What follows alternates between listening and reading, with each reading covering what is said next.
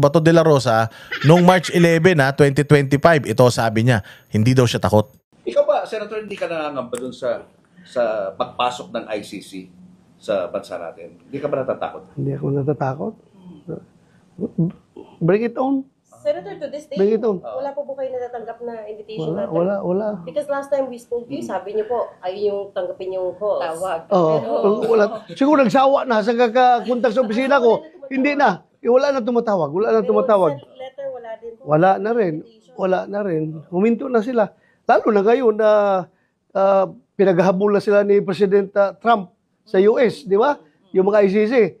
Wala na. Hindi na sila nakikialam kasi sabi ni Trump, lahat ng mga nagpapacilitate ng pagpasok ng ICC investigation sa US at saka sa allied countries niya ay ipapa-revoke niya yung kanila, ipa-cancel yung visa sa US at saka ipa-freeze yung mga ari-arian sa US. Kaya siguro wala, tumahimik na sila. So tingin mo tapos na yung problema sa ICC?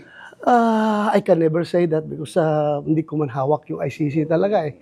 Basta ako, handa lang ako na just in case mag-issue sila ng warrant of arrest laban sa akin, laban sa amin, I am ready to challenge them before the Supreme Court. Hihingi ako I will seek judicial relief from Supreme Court if indeed itong ICC ba talaga ay mayroong jurisdiction sa ating bansa. Pakagaling nung sagot ni Senator Bato de la Rosa. Kaya sana itong Supreme Court, sana kumilos na po kayo, ha? Sana maglabas na kayo ng resolusyon, ng desisyon dyan sa mga sobrang importante nito, sovereignty na pinag-uusapan dito eh. Ayaw natin masakop tayo ng China pero pumapayag naman tayo na ginagawa tayong tuta ng mga European na yan. Ayaw natin ng China pero na pumapayag tayo na pinakikialaman ng Europe yung judicial system natin. Again, gumagana po ang judicial system sa Pilipinas.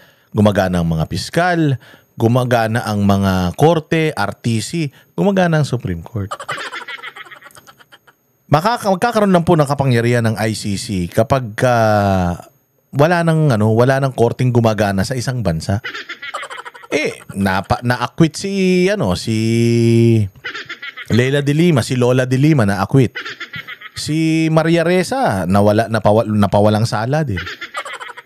Yung kaso ni Trillanes, kinakaso ang tagal-tagal ng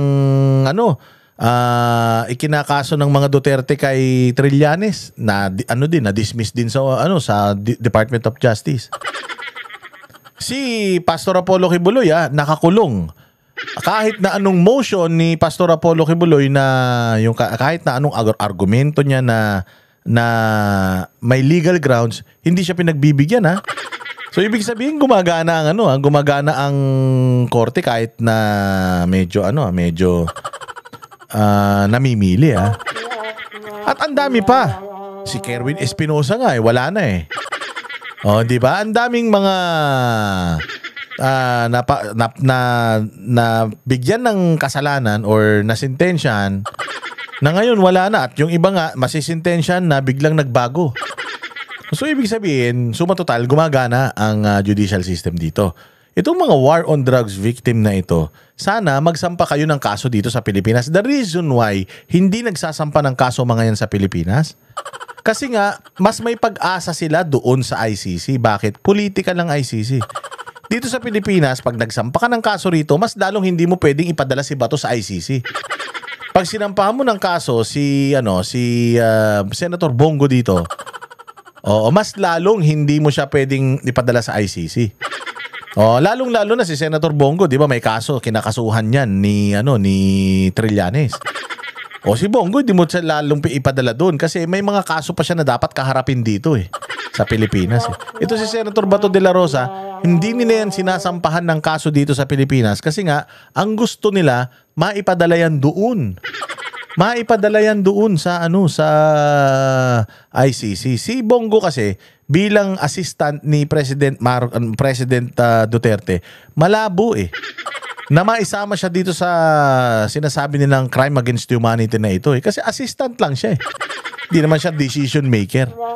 Ito si Bato, may pag-asa kasi nga parang lumalabas ginamit ni Pangulong Duterte ang PNP para gawin yung crime against humanity na yan. Kaya ito siya pwede. Si Inday dinadamay kasi nga issue din yung Davao Death Squad na hindi rin nasolusyonan or hindi man nag-progress diyan sa sa Davao City. So talagang yun ang target nila. O si Senator Bongo, kaya may mga kaso yan dito, kinasuhan niya ng mga corruption dito ni Trillanes. Kasi hindi yan siya hindi yan siya hahabulin masyado doon sa ICC. Kasi kung may kaso ka dito na naka-open, may ICC ka, pinaparesto ka ng ICC, sasabihin ng korte dito, hindi pwedeng kunin nyo ito, may kaso pa to dito. Di ba ganyan din yung mga Hapon na mga sindikato sa Pilipinas? Sinasampahan sila ng kaso na mga battery, inabuso yung mga asawa, physical injury, para hindi sila ma-deport sa Japan. Bakit?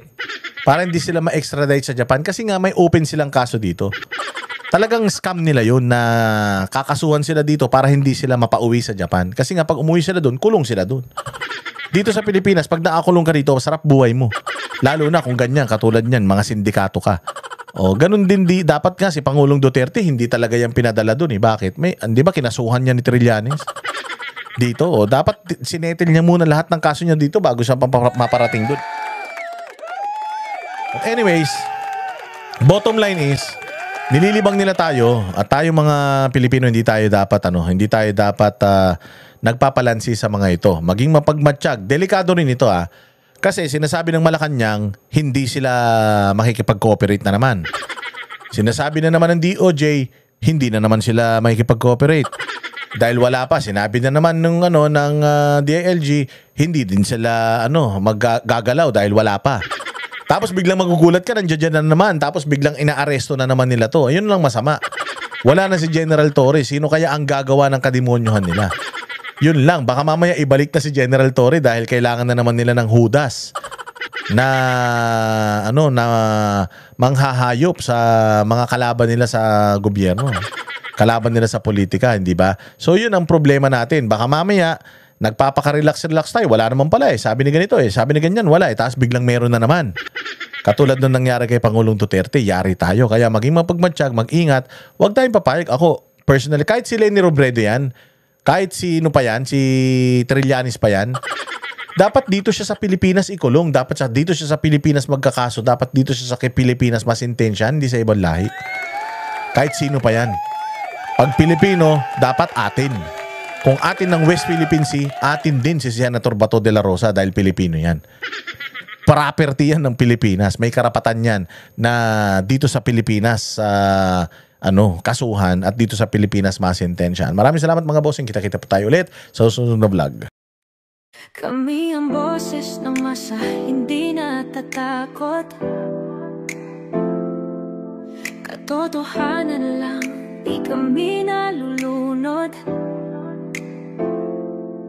Walang bahid ng sismis, lahat ay totoo. Kahit sino ka pa, pag mali ka babanatan ka. Walang pinipili kulay, wala kaming kinikilingan. Basta para sa bayan, kami lalaban.